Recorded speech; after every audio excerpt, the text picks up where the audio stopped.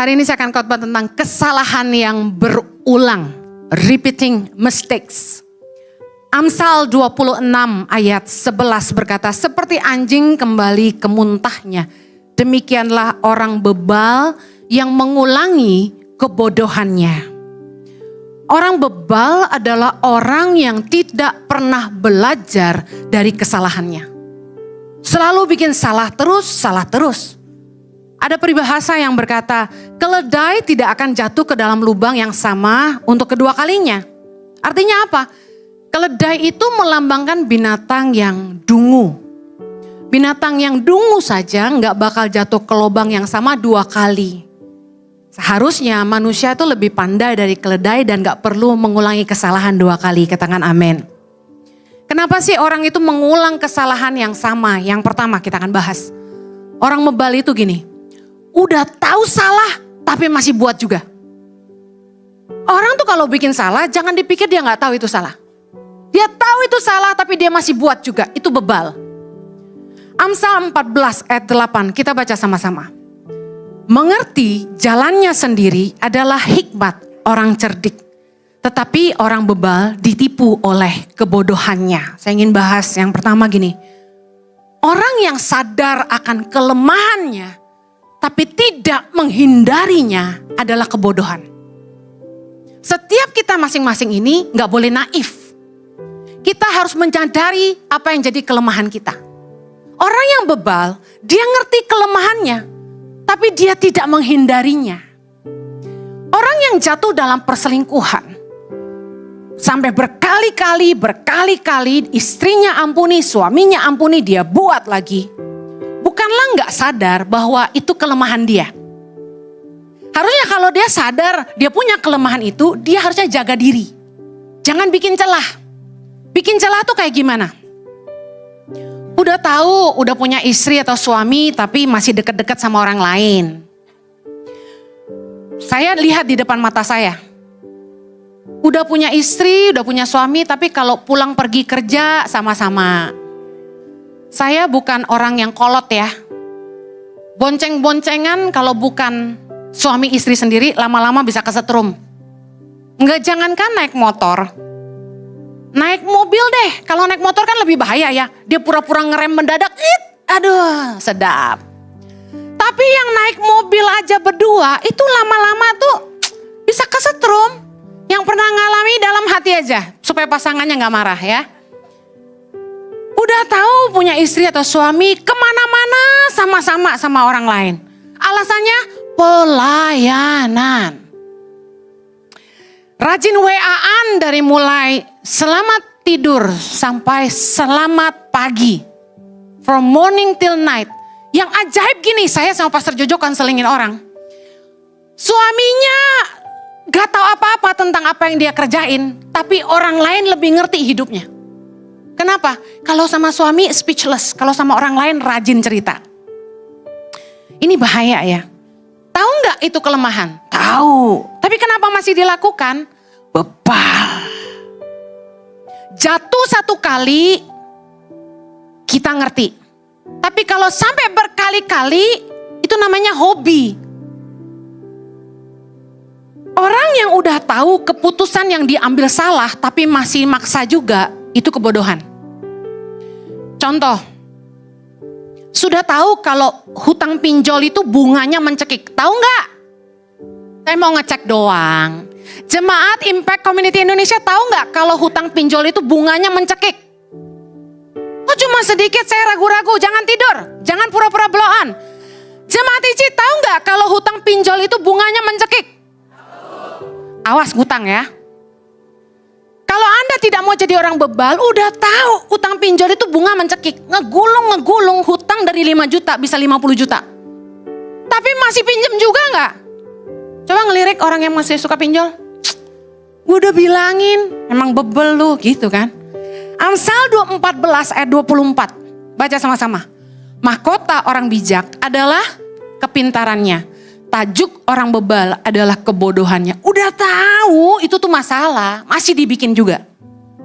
Udah tahu gak punya duit. Udah tahu masih utang kartu kredit. Tapi gaya hidup tetap aja selangit. Bagus tuh jadi quote. masih boros, gaya hidupnya tinggi. Saya konselingin pengerja-pengerja ya, itu saya sampai ambil kertas, ambil pulpen. Waktu mereka ngalamin masalah keuangan, saya kan ngasih waktu 2-3 jam buat leader-leader ICI dan Tangan Pengharapan tuh duduk sama saya sama suami untuk kami ngecek kehidupan mereka. Saya temukan banyak yang gak bijak soal keuangan dan itu sumber masalah dalam pernikahan mereka. Saya duduk sama mereka dan saya ambil kertas dan pulpen, saya selalu bilang ini, ayo penghasilan kalian berapa? Saya terkejut ketika mereka masing-masing aja saling gak tahu penghasilan masing-masing.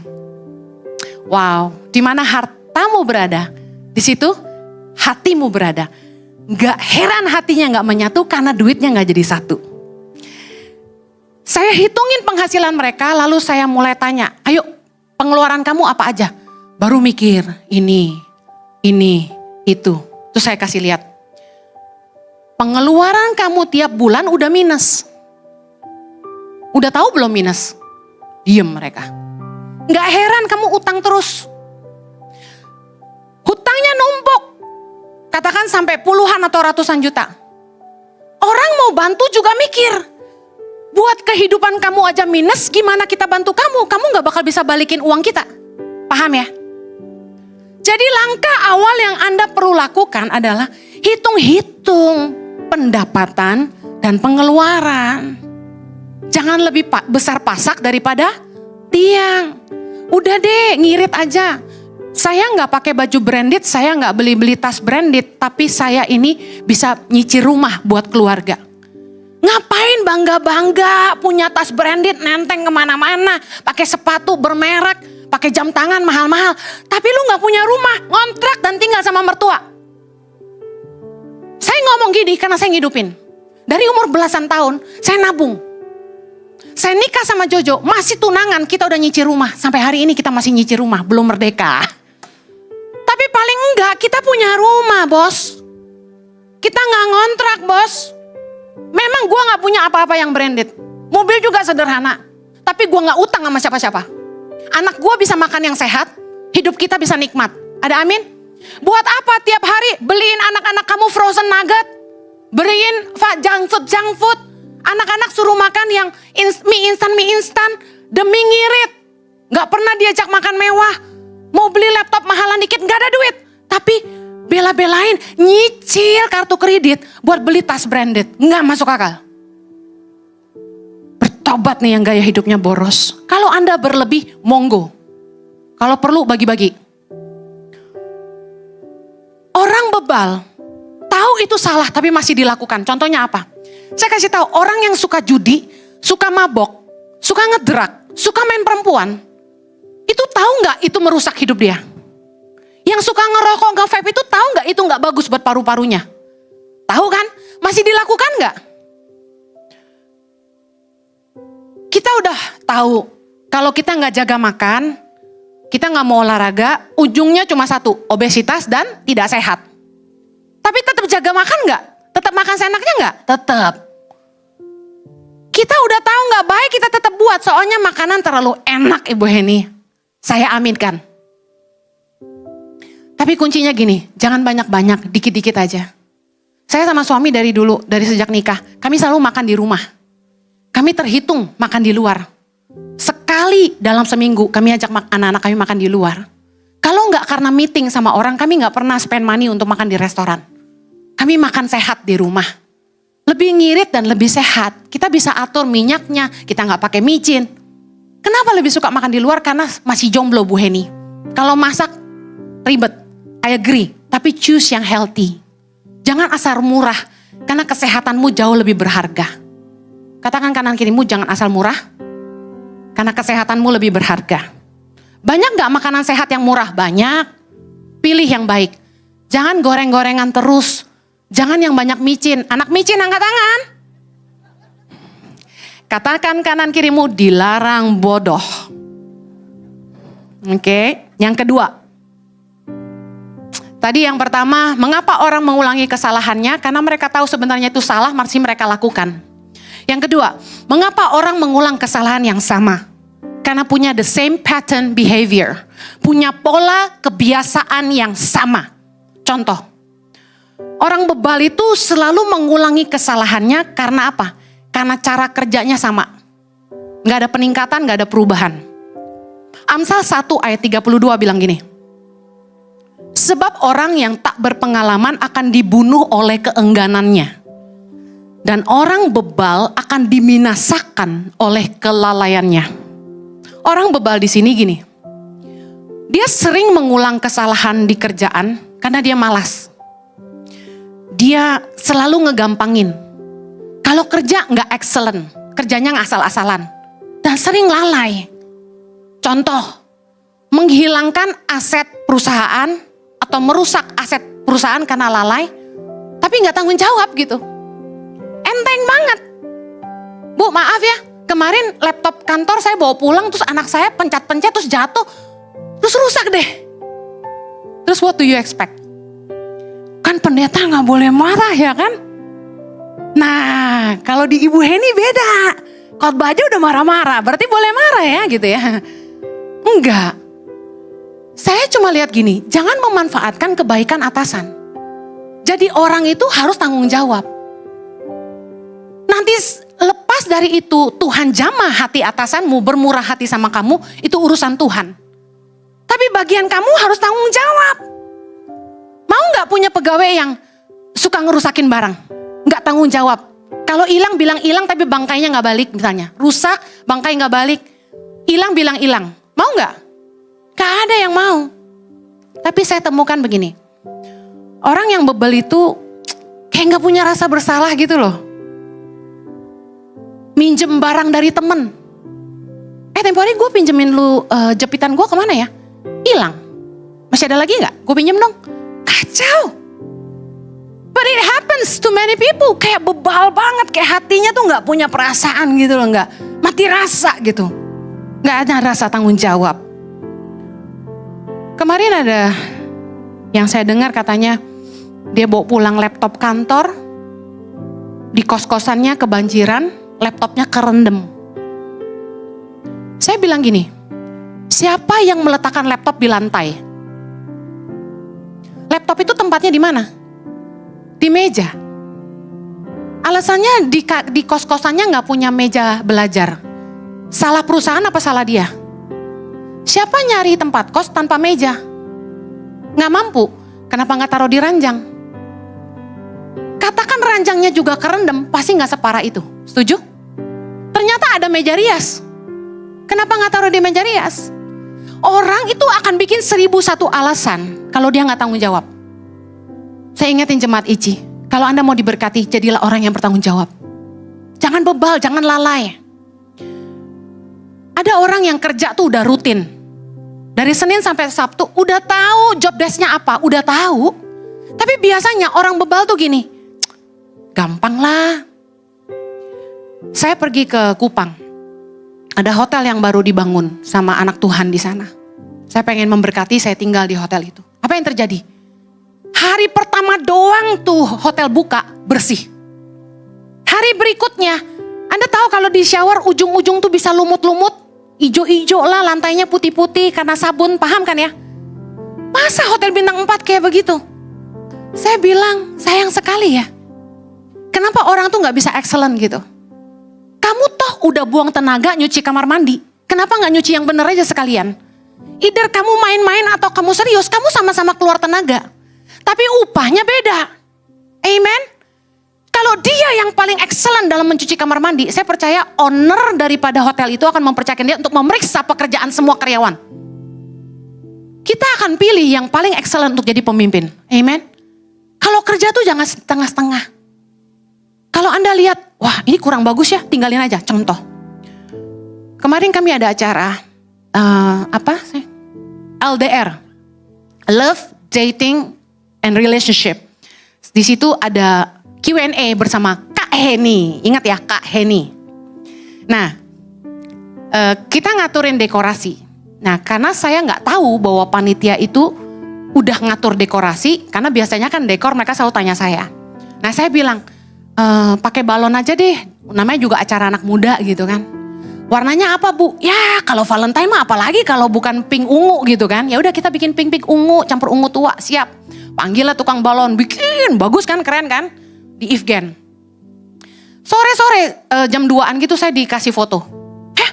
Ternyata mereka bikin round table, wih keren. Kayak duduk makan gitu, kayak dating Valentinean gitu loh, jomblo-jomblo. Mejanya di set warna hitam, no problem masih masuk dengan warna yang balon-balon saya. Yang saya terkejut di tengahnya ditaruh bunga-bunga warna merah menyala. Jadi mereka set up itu katanya temanya bold, berani nembak. Ternyata yang cewek-cewek harus berani nembak cowok, kata salah satu narasumber semalam. Berlawanan sama saya yang bilang rumput harus goyang-goyang aja. Ternyata ini rumputnya terbang. Selon dia tembak langsung gak dapat udah. Dia bilang ngapain ngabisin waktu. Anyway, makanya gak ikut sih kemarin ya, rugi deh. Nah begitu saya lihat dekorasinya, loh kok hitam merah? Wah gak nyambung, hancur dekorasinya. Saya tegur bagian yang ngatur. Saya bilang kok gak bilang sama kami kalau kalian juga dekor, buang-buang duit kita 2 kali kerja. Maaf Bu gitu. Tapi saya paling gak bisa lihat sesuatu tuh gak matching. Belakangan dari mulai Imlek sampai hari ini saya yang mutusin dekor kayak apa. Karena saya udah gak tahan dengan sebelumnya gitu. Saya pengen yang terbaik. Udah sebulan sekali masa yang jelek, jemaat juga gerah ngelihatnya gitu kan. Saya bilang enggak, copotin. Saya bilang lepas tuh semua balon. Gimana Bu kalau sampai gak bisa dipakai lagi? Ya resiko. Singkirin dulu supaya ruangannya bagus. Saya selalu mau kasih yang terbaik. Mungkin orang yang lalai atau menggampangkan akan bilang gini, ya ampun si Bu Heni, buang-buang duit amat. Kan udahlah ya, merah menyala hitam dengan pink ungu, nyambung juga lah ya. Lu gak lihat sih? Jadi kayak separuh anak-anak, separuh dewasa gitu ruangan. Udah dibikin romantic dinner, merah, mawar gitu kan. Mewah, bold gitu. Di belakangnya yang kayak yang candy gitu. My God. Aduh. Akhirnya mereka untung gak ngerusak balonnya, cuma nyompotin aja. Awalnya mereka bilang, gak bisa loh ini dicopot, udah disemprot. Gue bilang, bisa. Tidak ada kata tidak bisa, kata suami saya. Asal orang mau berusaha. Amin. Jadi yang jomblo jangan pernah menyerah. Akhirnya dicopotin dan jadi bagus. Saya kasih contoh gitu aja. Dalam hidup ini, apa-apa tuh jangan ngasal, apa-apa tuh jangan ngegampangin. Kalau ngasih apa-apa, lakukan yang terbaik. Pikirin yang terbaik. Jadi orang tuh yang excellent. Amen. Udah tahu salah masih dibiarin. Orang bebal yang suka mengulangi kesalahan yang sama itu karena kebiasaan atau same pattern behavior. Contohnya lagi gini, kebiasaan berhutang. Ada orang-orang yang memang hobi banget ngutang. Gak tahu kenapa. Dibantu lunasin hutangnya 1 kali, gak berhenti. Ngutang lagi. Saya pelajarin kenapa ya gak bisa berhenti berhutang tuh kenapa. Ternyata ini akarnya. Pola kebiasaan yang sama. Apa itu? Gaya hidupnya boros. Kalau makan berlebih. Kemudian suka pamer, sok kaya. Kenapa sih harus begitu? Ngeberatin di ongkos. Padahal wajah kita juga masih ngekos gitu. Orang lihat kita ngekos, tapi kenapa kita harus berat di ongkos? Kami pernah bantu orang bebas dari pinjol. Sekitar 100-an juta. Kita bantu karena kasihan, karena hubungan. Apa yang terjadi? Dia ngutang lebih banyak lagi. Oh, haleluya. Kita bantu lagi enggak? Ya enggak lah. Karena gini, saya belajar dari banyak kasus yang kami tangani. Orang itu kalau selalu dibantu enggak akan pernah belajar dari kesalahannya. Ini termasuk adik dan kakak kita, termasuk orang tua kita. Kalau kita sayang, saya kasih tahu, kunci perubahan adalah dikasih pelajaran. Kalau selalu dia gali lubang, kita tutup lubangnya. Dia gali lagi, kita tutup lubangnya. Dia tidak akan pernah berubah. Karena kehutangan adalah penyakit. Orang hutang terus itu penyakit. Kalau Anda mau babat itu sampai habis, sampai ke akarnya. Yang diubah gaya hidupnya. Berhenti boros dong. Berhenti tinggi hati, jangan cinta uang, gak usah sok pamer. Kalau emang gak mampu, udah low budget aja. Berhenti traveling, jangan ke mall. Makan di rumah. Kalaupun orang ngekos tuh mau masak. Saya dulu kan pernah ngekos. Saya masak banyak, saya masukin ke bungkusan-bungkusan kecil yang satu porsi makan. Saya freezerin. Nanti mau makan tinggal panasin. Lebih irit tahu nggak? Bu Heni kan jadi makannya itu lagi. Kan lu kere. Udah jangan banyak mikir. Saya kalau masak sayur asem dulu lagi kuliah. Saya mau belak-belakan deh. Satu panci gede saya bikin sayur asem. Saya bagi teman-teman saya makan. Saya kasih tahu. Kalau Anda pinjamkan terus. Dan dia tidak bisa bayar Anda sedang merusak hubungan Anda. Waktu kita tahu orang tuh gak akan bisa bayar balik kalau kita pinjemin. Jangan pinjemin, mendingan lu bantu aja. Seberapa yang kalian rela bantu, berikan segitu. Sehingga hatimu bersih, hatimu tulus. Gue cuma bisa bantu yang gue bisa bantu. Tapi kalau Anda pinjamkan sementara Anda tahu dia gak akan bisa bayar Anda kembali, Anda sedang merusak hati Anda sendiri. Gak ada gunanya. Bu Heni kalau dia memohon terus gimana? Ada firman Tuhan berkata, janganlah menolak dari orang yang meminjam daripadamu. Tapi firman Tuhan juga berkata, jangan jadi penanggung hutang. Kalau orang angkat tilammu, terus kamu mau tidur pakai apa? Firman Tuhan bilang gitu. Kita juga harus berhikmat. Masa buat keluarga kita sendiri dan gak cukup kita mau bantu orang? Kalau orang pinjam uangmu, kamu terlanjur ngasih dan dia tidak bisa kasih kembali, relakanlah. Karena hatimu jauh lebih berharga. Amin. Makanya kalau bantu orang berhikmat. Setiap kali ada teman-teman yang pergi ke luar negeri, itu suka dipesanin kanan kiri. Kok lu lagi ke Korea? Gue nitip ya, beli apa? Kaos, make up, skincare. Oke. Kok lu lagi ke Kanada? Titip ice wine ya. Kok lu lagi ke Kupang? Titip CI ya. Kok lu lagi pergi ke Bangkok? Titip baju yang murah-murah ya. Kayak tahu aja orang mau kemana. Makanya jangan suka upload di IG. Saya bilang ke suami saya, awas ya kamu upload ke IG ya. Soalnya apa? Belon-belon udah dititipin ini itu.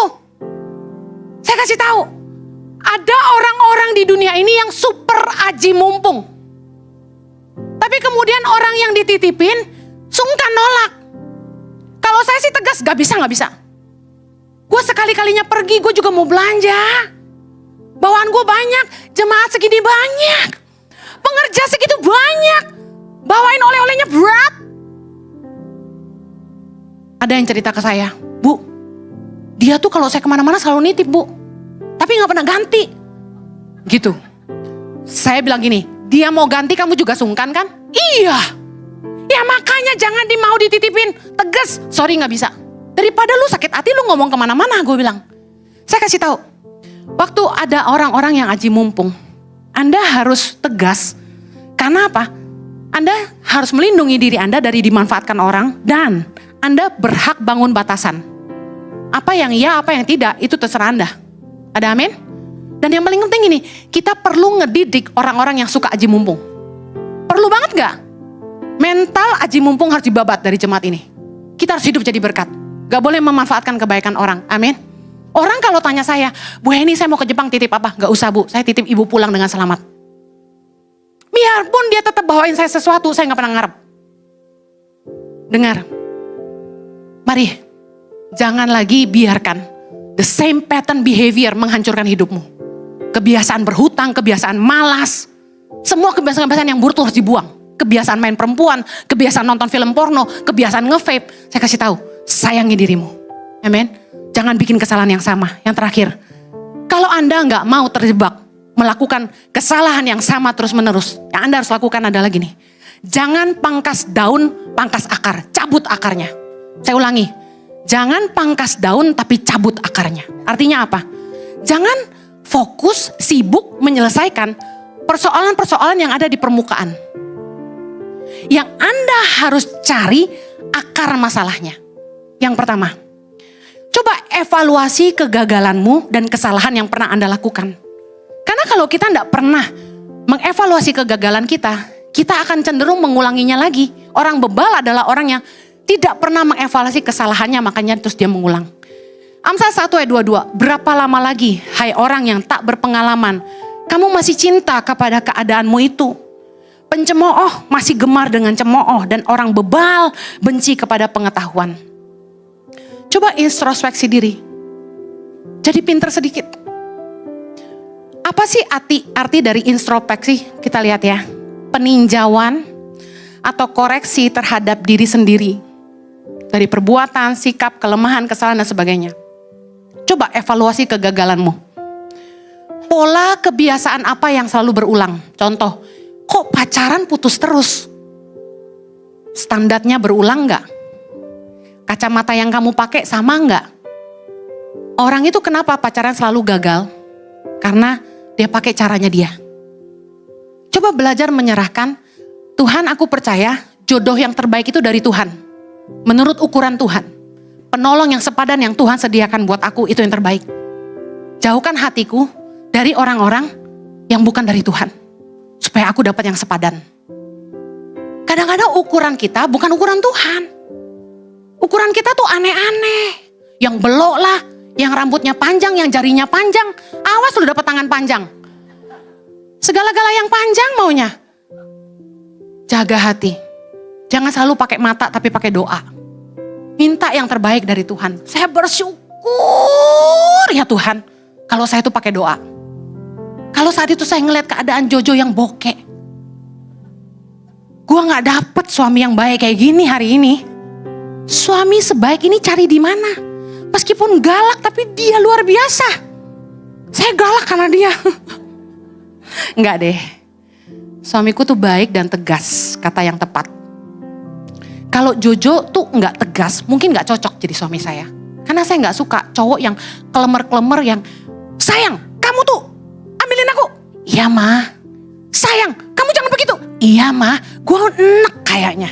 Kalau sampai yang terlalu kelemer-kelemer, dipijit-pijit akunya. Sayang kamu capek ya, gue kayaknya geli deh. What's wrong with you man, gitu kan.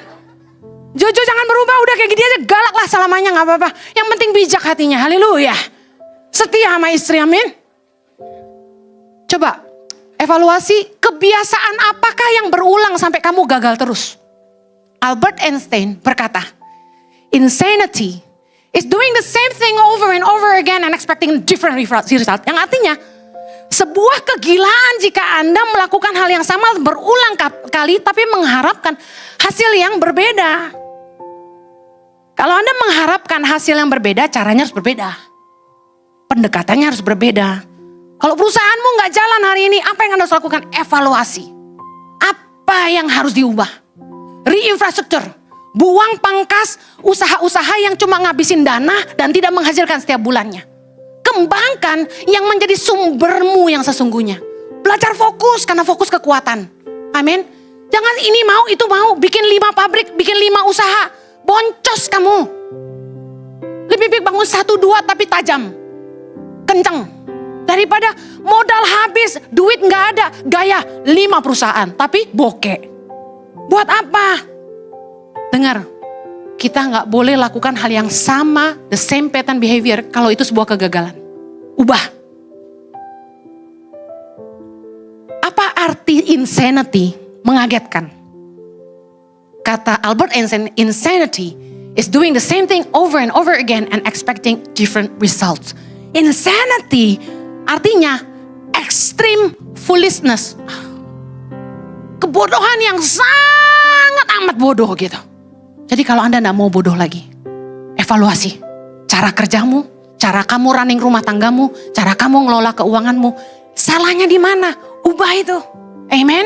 Jangan pakai cara yang sama. Yang berikutnya, Anda harus punya goal untuk introspeksi itu supaya Anda jadi lebih baik. Yang kedua, kalau Anda tidak mau mengulang kesalahan yang sama, Anda perlu mengintrospeksi diri Anda lewat kebenaran firman Tuhan. Anda mau coba perbaiki usahamu kayak apapun, rumah tanggamu kayak apapun. Tapi kalau nggak sesuai kebenaran firman Tuhan, kamu nggak akan jadi lebih baik. Karena firman Tuhan satu-satunya kebenaran, katakan amin. Ratapan 3 ayat 40, kita baca sama-sama. Marilah kita menyelidiki dan memeriksa hidup kita dan berpaling kepada Tuhan. Coba tanya dirimu sendiri, apakah yang saya kerjakan hari ini sesuai dengan kebenaran? Belajar dari Raja Daud yang selalu introspeksi diri di hadapan Tuhan. Mazmur 139 ayat 23, Raja Daud berkata, selidiki aku ya Allah dan kenalah hatiku. Ujilah aku dan kenalah pikiran-pikiranku. Lihatlah apakah jalanku serong dan tuntunlah aku di jalan yang kekal. Saya percaya berkat itu datang dari Tuhan. Amin. Kalau kita nggak berjalan sesuai dengan kebenaran firman Tuhan, kita nggak akan diberkati. Itu udah kunci. Mazmur 5:13 bilang ini, sebab engkaulah yang memberkati orang benar ya Tuhan. Engkau memagari dia dengan anugerahmu seperti perisai. Kalau Anda mau diberkati Tuhan, hiduplah jadi orang benar. Pastikan kamu nggak nipu orang. Pastikan kamu bayar apa yang kamu ambil dari orang lain. Pastikan kamu nggak curang. Pastikan kamu berintegritas, jangan berbohong. Jangan ngambil apa yang bukan jadi bagianmu. Hidup kekudusan dalam pernikahanmu harus dijaga. Saya sedih dengan orang-orang yang main-main dengan kekristenan. Hari Minggu ke gereja, dengar khotbah online. Kalau nyanyi lagu rohani luar biasa. Tapi hidupnya dalam dosa. Amsal 10 ayat 22 berkata gini. Berkat Tuhanlah yang menjadikan kaya. Susah payah tidak akan menambahinya. Kita bisa lihat betapa banyak orang yang kerja keras tapi tetap miskin. Kalau Tuhan mau memberkati kita, segampang membalikan telapak tangan. Tapi hiduplah dalam kebenaran dan takut akan Tuhan. Yang terakhir, kalau Anda tidak mau mengulang kesalahan yang sama, dengarkan nasihat dari mentor-mentor rohani. Kayak hari ini Anda ke gereja, dengar khotbah. Yuk evaluasi yuk. Jangan pulang makan bakmi lupa. Renungkan firman ini nanti malam. Mau ditonton ulang di YouTube masih ada. Dengerin nasihat orang tua. Dengerin nasihat sahabat-sahabat yang mengasihi Anda. Karena orang-orang yang terdekat sama kita yang paling ngerti kesalahan kita. Amsal 15 ayat 31 kita baca sama-sama. Orang yang mengarahkan telinga kepada teguran, yang membawa kepada kehidupan akan tinggal di tengah-tengah orang bijak. Siapa mengabaikan didikan, membuang dirinya sendiri. Tapi siapa mendengarkan teguran beroleh akal budi. Amin. Yuk dengerin yuk. Kalau orang tuh sayang sama kamu, nasihatin kamu tuh dengerin. Jangan keras hati. Saya akhiri dengan ini. Anda harus belajar berdamai dengan diri sendiri. Semua orang bikin salah. Semuanya udah done. Mungkin Anda pernah bercerai. Mungkin Anda dulu pernah hidup dalam kegelapan. Mungkin Anda sekarang ini terjerat dengan hutang. What is done is done. Kita gak bisa reverse, kita gak bisa turn back times. Kita harus belajar bertanggung jawab dengan kesalahan kita hari ini. Dan belajar mengampuni diri sendiri. Karena kalau kita gak bisa berdamai dengan diri sendiri, kita akan terus melakukan kesalahan yang sama. Forgive yourself. Terima kekuranganmu, beri kesempatan buat dirimu untuk lebih maju. Mari evaluasi kesalahanmu. Jangan tinggal di situ. Saya ingin ingatkan jemaat Tuhan. Di ICI saya menghimbau. Jemaat jangan berhutang. Kecuali itu sifatnya memang untuk cicil rumah, cicil kendaraan yang bermanfaat untuk pekerjaan, punya adding value, Anda investasi, Anda pinjam untuk modal usaha, yang Anda tahu Anda punya kemampuan untuk membayarnya kembali. Tapi kalau Anda sampai berhutang dan tidak punya kemampuan untuk membayar, Anda harus berhenti. Mari hidup jadi berkat. Saya rindu Anda hidup berkemenangan dalam Tuhan. Amen. Kita berdoa. Kasih setiamu kiranya menyertai kami semua. Tolong umatmu supaya mereka gak hidup sebagai orang bebal. Tapi mereka boleh sadar akan kesalahan mereka. Dan bertobat sungguh-sungguh. Dan hidup bijaksana. Terangi akal budi mereka. Supaya mereka ngerti langkah apa yang mereka harus ambil. Supaya mereka gak cuma pangkas daun tapi selesaikan sampai ke akar-akarnya. Ajar mereka untuk hidup dalam kebenaran. Ajar mereka untuk rendah hati dan dengan teguran. Aku berdoa Tuhan. Kau memberkati mereka. Di dalam nama Yesus kami berdoa. Amen. Have a blessed Sunday. God bless you.